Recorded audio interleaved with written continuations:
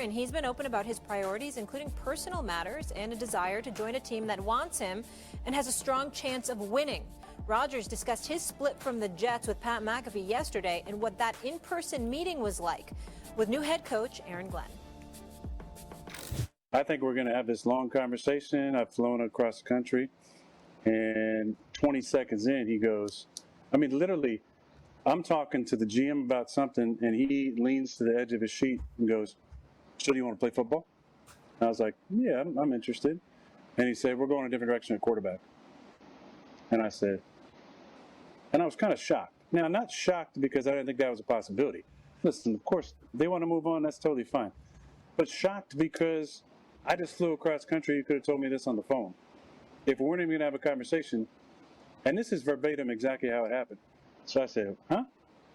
And he goes, "We just want to know how you want it released, the messaging." And I said, "Why?" And then he said, "I don't want to be up in front of the room saying something and have guys looking back at you." Interesting. And I said, "What does that even mean? Are you assuming that I would be in the back of the room during a team meeting undermining what you're saying?" I said, "You don't know me." And he said, "You don't know me." And then I said, "Exactly," which is why I flew across the country to have a face-to-face meeting with you to talk about my experience with the Jets and to hear your vision for the team. 20 seconds in. What I thought was going to be a couple-hour meeting turned into like a 15-minute meeting. All right, I got to call an audible on this. Hi, guys. Welcome back. And Stephen A., I'm going to start with you because just listening to that sound again, what I found interesting, and I'm genuinely asking you this. So Aaron felt insulted that he flew all the way across the country, right, to get that 20-second answer. And when he asked him, do you want to play football for the Jets? He said, "I'm interested." So it wasn't like, yes, I absolutely want to, just I'm interested, which is a little vague and not all in. But Stephen A., do you think it would be more disrespectful had he not had that conversation about releasing him in person and had done it over the phone? Well, no, I don't. I'm in a minority here because I get where Aaron Rodgers is coming from. I'm wishing nothing but the best for Aaron Glenn. I think he was the right coach for the job. Mike T, I know that I think the reports are correct. You were a part of the, helping Woody Johnson with the search. Great job on your part. I think he's the right coach for the job. I think that Aaron Glenn, I really, really believe that he's going to do an outstanding job, and I get that part. But with all the things that have been said about Aaron Rodgers, when are we going to get to a point where we say it's a touch unfair? I understand he brings a lot on himself. I get that part. But on so many occasions, people's contribution to the game, this dude has been in 5 NFC championship games. He's a Super Bowl champion. He's a 4-time league MVP. Only Peyton Manning has won more league MVPs than him. And I understand that the struggles that have occurred recently with the New York Jets, he doesn't get to get absolved from them. He wanted to call his shots, and he goes to New York, and they let him bring Nathaniel Hackett with them, and he's the face of the franchise. But his very first year there, he gets hurt the 4th play into the season. The 4th play, not the 4th game, the 4th play, and tears his Achilles. So he really only had 1 year there. He's coming off a torn Achilles injury, okay?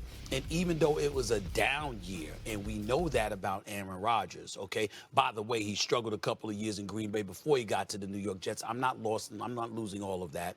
Yeah. But we look at him, he still threw for nearly 4,000 yards. He still threw 28 touchdowns. He's still done more than any Jets quarterback has done in recent memory. And all he was talking about, he wasn't talking about your decision. He was saying, damn, I flew all the way here on my own dime from Cali. It's a 6-hour flight. You couldn't have told me that over the phone? And, 2 minutes in, you telling me we going in a different direction? You couldn't have just called and told me that? Why you have to fly me out here? And so I'm looking at people going off, and they're looking at the New York Jets like they're right, and they want to bring up all of this stuff about Aaron Rodgers. The principle is simple, y'all. The man flew across the country for something that you could have told him over the phone. He said 2 minutes in. He said you didn't have a conversation. No, Stephen, and I get what you're saying, and Mike T, I'm going to come to you because obviously you've been a part of these conversations, but you could argue both ways. You could argue that it's more disrespectful and dismissive to do it over the phone. And the other thing about meeting in person, and I know Aaron was insulted by it, but he was saying, hey, we're having this exit, this split up, this divorce. He wanted to discuss the messaging to let Aaron be comfortable with it and be shown Well, in can a I respond to positive that light. before you go to Mike T? Yeah. But I'm just saying, I feel like that's a sign of respect. Okay, as a unit together, even though we've separated, how are we putting this out to the masses? But and I don't know Molly, if I want to do that over the phone. Hold on, Molly. Then why didn't you fly out there? That's fair. Why you? That's my point. 100% fair. You're right. But that's my point. In other words, it doesn't matter what. It's like to have him fly out on his own dime. Yeah. Not that that's a big deal because of the money he's making, but you have him fly out there on his own dime to 2 minutes in telling him we're moving in a different direction. Mike? Yeah. Why didn't you fly out there to tell him? Yeah. So look, context here is really important. I've been on both sides of really hard conversations in my career, and every year when you're running a team, you're cutting 37 people. It's never easy. There's no textbook right way of doing it. But I agree with what Molly just said, Stephen. From this standpoint, if we were sitting here today and Aaron Rodgers goes on Pat McAfee and said, you know what, the Jets called me. They couldn't even look me in the eye. Then, we'd be talking about how come they didn't meet in person. And if you remember, when he left the Packers, there was all the whole thing of they try to call, but people know you can only FaceTime me because I don't get good reception. So it's been very noisy. These conversations aren't easy. I do think, to Molly's point, that, hey, let's get on the same page so we can exit this relationship in the most appropriate way possible. And look, I was part of hiring Aaron Glenn. I think he's going to do great. I've known him for 28 years as a player, as a scout, and now as a head coach. He made what to me was the right decision, not the easy one. That really is the headline. They picked Justin Fields, which right now looks like I'm really intrigued to see how well he could do in New York. And they closed the chapter. And I think part of it, from a human nature standpoint, just to be candid, is an iconic player was told by a new head coach and a new GM, we're not interested. And I'm sure that stung Aaron Rodgers. He's human. He heard from his boss they no longer wanted him. So maybe part of what he was saying was, boy, that really hurt me. That was disappointing to hear that I was no longer wanted. Mike T, I usually don't agree with you, but Stephen A., you're wrong on this topic, and I agree with Mike T. You look at this for Aaron Rodgers, yes, did he have to fly across the country? I think the biggest point is what Molly just said. Whether it's on the phone, whether it's in person, there are going to be complaints. At the end of the day, he comes into that meeting.